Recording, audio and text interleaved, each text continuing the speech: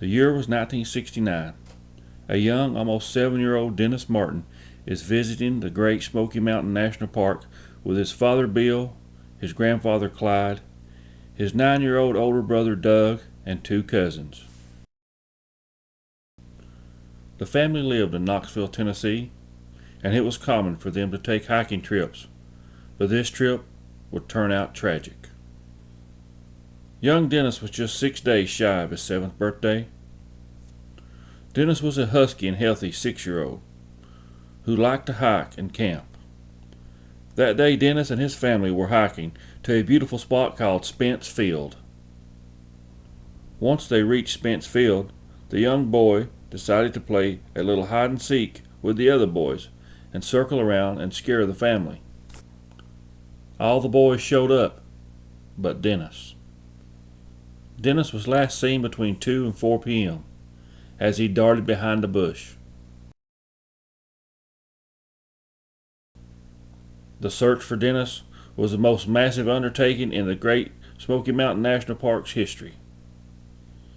A search that many say was filled with errors and hampered by heavy fog and flash flooding. Quickly the word spread of the missing boy, and the description of Dennis was passed around. Red t-shirt, dark green hiking shorts, white socks with black Oxford shoes. The massive search for Dennis included 1,400 people, park rangers, Boy Scouts, hunters, college students, firefighters, and police logged over 13,000 man-hours looking for the lost little boy. There were members from 57 rescue squads from 4 different states. Almost 200 hours of airtime was put in by helicopters. Still, no Dennis.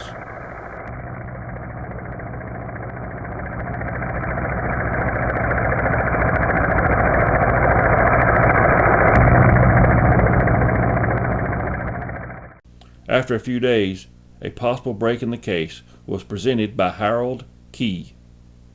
Harold told what he had seen and what he had heard. It seems the day that Dennis went missing, Mr. Key was near the Rowan's Creek area when he heard what he described as an enormous, sickening scream.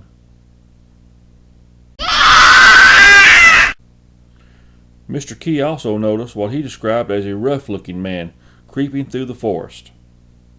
Thinking it could possibly be moonshiners, he passed it off. Rowan Creek is about 2.5 to 3 miles from Spence Field, where Dennis went missing.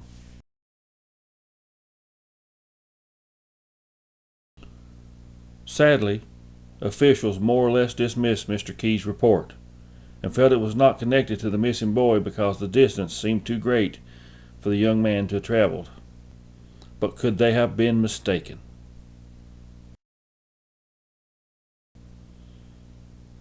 There was possibly more overlooked evidence as well. A set of small shoe and footprints were found near Eagle Creek. The small shoe print was described as being in Oxford, which was the same type described that Dennis was wearing. It appeared as if there was a one shoe on, one shoe off case, as a small foot track was also found. The tracks were followed for about 300 yards according to James Harmon, a volunteer searching for little Dennis. The tracks were eventually lost in a branch and can no longer be followed. The branch feeds into Eagle Creek, which is about 3.5 miles from Spence Field, where Dennis went missing. Again, this was dismissed as being too far away. It was also thought it could have been from some of the searchers, but there were no children in the search parties looking for Dennis. Dennis went missing on June the 14th of 1969. The main search for him was called off in September of 1969. But this was not the end of the mystery. A few years after Dennis Martin was last seen, a man who was illegally hunting ginseng on the park found remains of what appeared to be a small child. He found them in nearby Tremont, in an area called Big Hollow.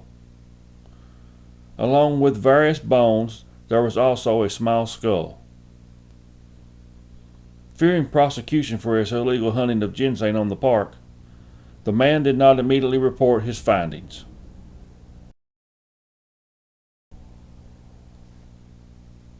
From Spence Field to Big Hollow is about 5 miles. Could it have been little Dennis? If so, how did he get there? Then, in 1985, the man who found the bones finally reported it. A search team was organized, the area searched, but no bones were found.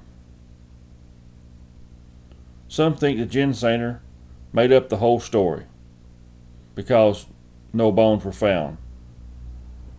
But surely, after all those years, the bones would have rotted away or have been eaten by rodents. Some reports claim that the shoe prints found were heading in the direction where the bones were found. Was evidence overlooked? Was there some kind of cover-up? Park officials and the parents of Dennis Martin have different theories about his disappearance. Park rangers stated they were convinced the boy got lost and died near Spence Field. If so, how did so many volunteers searching for Dennis miss him if he was still in the Spence Field area? Dennis's parents feel very differently than the park rangers. Dennis's father, Bill Martin, said, "The fact that there has not been one shred of evidence turned up about Dennis leads my wife and me to believe he might have gotten out of the park somehow. But park rangers insist. We feel certain he never left the park." So just what happened to Dennis Martin? Seems as if he fell victim to a wild animal attack, that some kind of evidence would have been found. But no blood or pieces of clothing were found. If some person had abducted Dennis, then why would they have continued to carry a screaming, struggling child all the way up to Big Hollow in Tremont, and then kill him? This is assuming the bones story is true and that they were of Dennis Martin. We have attempted to plot the main areas of the disappearance using Google Maps. If you start at Spence Field and go to Rowan Creek, where the screams and rough man figure was seen by Mr. Key, that is about 2.5 to 3 miles from Spence Field. Then if you turn and go to Eagle Creek, where the shoe and foot tracks were found, that is about 3 miles, for a total of 6 miles. Now if you continue from there and head to Big Hollow, where the bones were reportedly found, that is an additional 8.5 to 9 miles, bringing the total round trip to around 15 miles.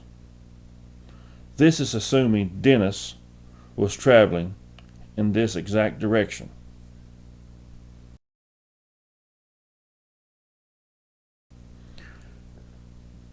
There is just so many questions about the disappearance of Dennis Martin.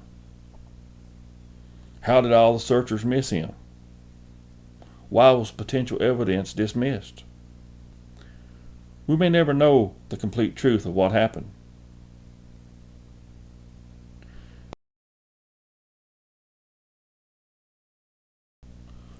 According to the BFRO's website, there have been 5 reported Bigfoot sightings in and close to the Great Smoky Mountain National Park, and around 100 reported sightings in the rest of the state of Tennessee. In the case of Dennis Martin, there seems to be more questions than answers. Thanks for watching.